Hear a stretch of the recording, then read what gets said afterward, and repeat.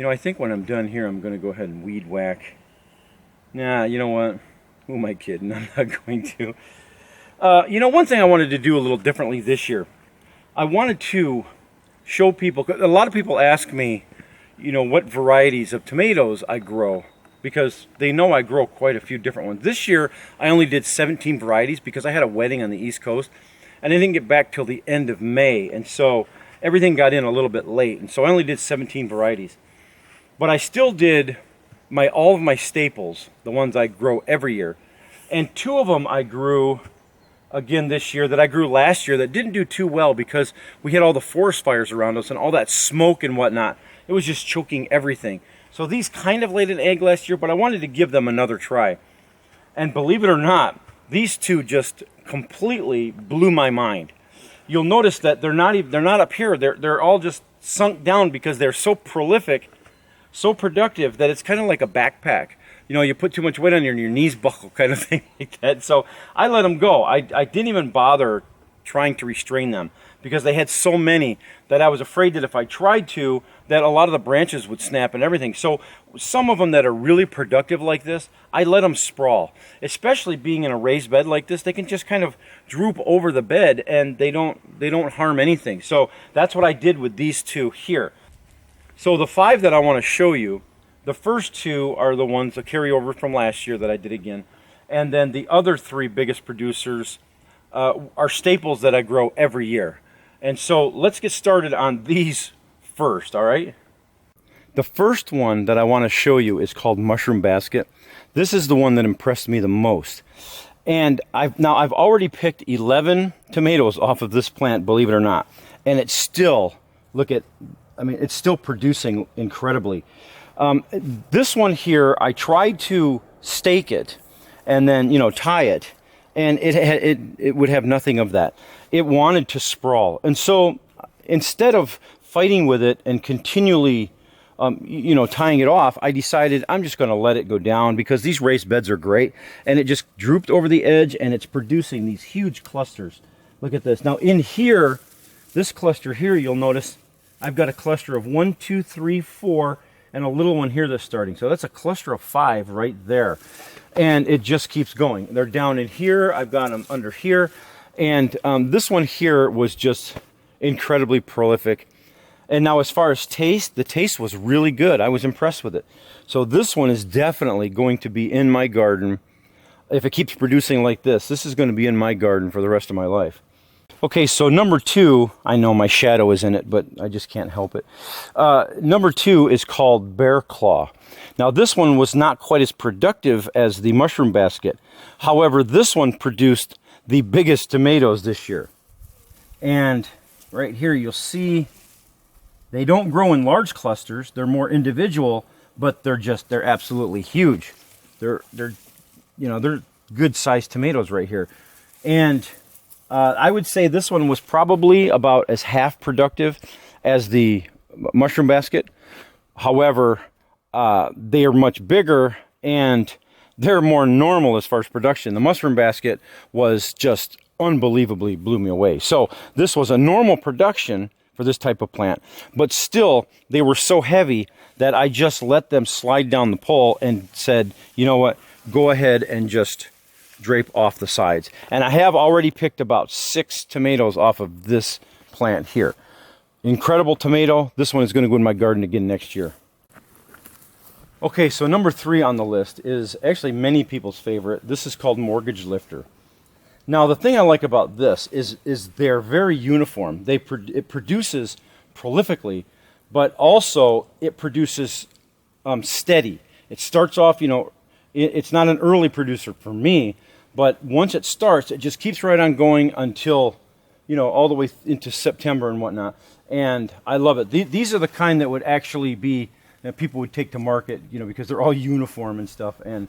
But you'll notice I've got some really small ones here. I've got some that I've already picked off this. I've picked quite a few actually.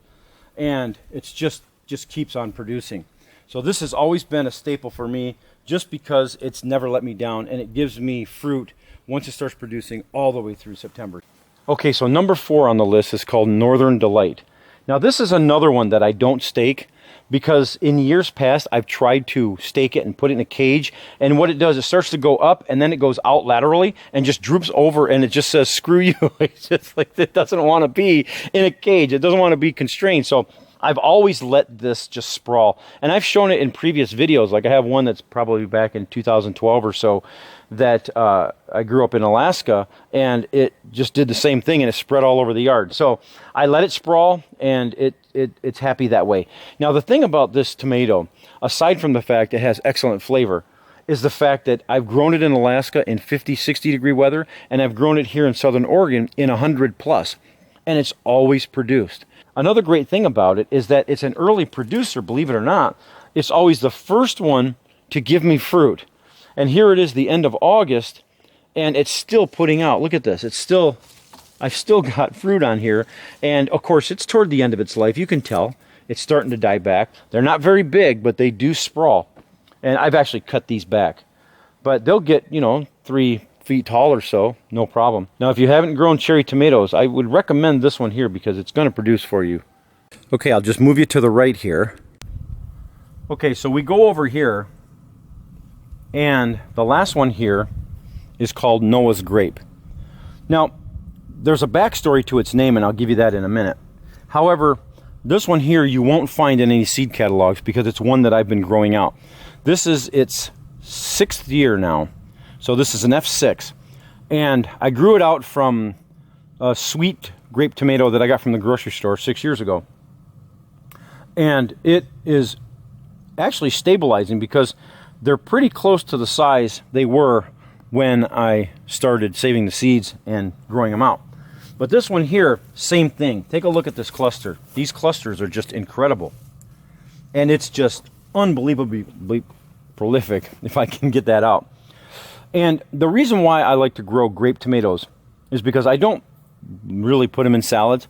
I like to come out and I like to take 10 or 12 of them while I'm there working in the garden and just munch them. So to me, they're like candy. And so that's why I grow grape tomatoes, for that specific reason. And this one is probably, this actually hands down, not probably. This is hands down the best tasting grape tomato that I have grown. And next year, I believe by next year it should be stabilized, and then I will start making the seeds available. So Noah's Grape and prolific, and this one is going to be a staple in my garden for the rest of my life. This one here. They just keep on growing. So let me give you the backstory on Noah's Grape. The reason why I called it that.